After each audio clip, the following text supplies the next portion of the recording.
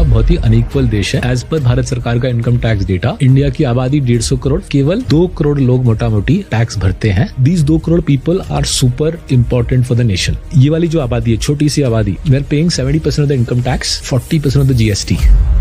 आपने पूरी किताब लिख दी कि मिडिल क्लास अब पैसे बना नहीं रहा है या बन नहीं पाएंगे। हमारा एक इमेज था कि हम लोग पैसे बचाते हैं, हम लोग कंजर्वेटिव लोग हैं। अब दिख रहा है कि पूरा वो पिक्चर भी टूट गया है। सोशल मीडिया का असर इतना ज्यादा है। 27% पर्सनल लोन छुट्टी मनाने के लिए है। फिर नंबर 2 है फोन्स, कॉन्सर्ट देखने जाना। तो इस प्रकार का बिहेवियर इस हद तक हो गया है कि Indian middle class is now amongst the most indebted in the world. Household debt to income, ज्यादातर देशों में ये रेशियो 15 से 22-23 के बीच में रहता है। ऐसे हम लोग 32 पे पहुंच गए थे। अगर मैं 100 रुपए कमा रहा हूँ तो 32 रुपए मेरा कर्जा है। 32 में कर्जा है। जिन हाउस होल्ड ने पैसा बोरो किया है उनका 40% इनकम केवल ईएमआई चुकाने में निकल रहा है।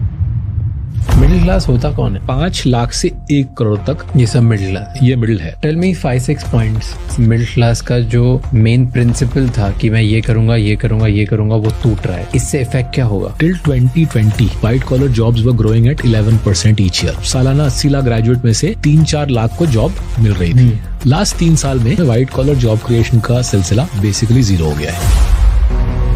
तो जो पढ़ाई कर रहे हैं उनको बिल्कुल भी जॉब्स नहीं है। बिकॉज जॉब्स इतने फ्यू हैं। हमारे देश में लोगों को लत लग गई है एग्जाम देने की। तो कोई जेईई दे रहा है तो कोई यूपीएससी दे रहा है। And if you look at the data, the success ratios are super low. तो मैं काफी शख्स से मिला जो करीबन 10 साल यूपीएससी की फाइट मार रहे हैं। रिजनेबली ब्राइट पर्सन, उसकी जिंदगी में कितना फालतू का टाइम वो स्पेंड कर रहा है वो एग्जाम देते देते। But at national level there is so much else we could achieve as a nation if we could free up people's time and energies from these colossal exams.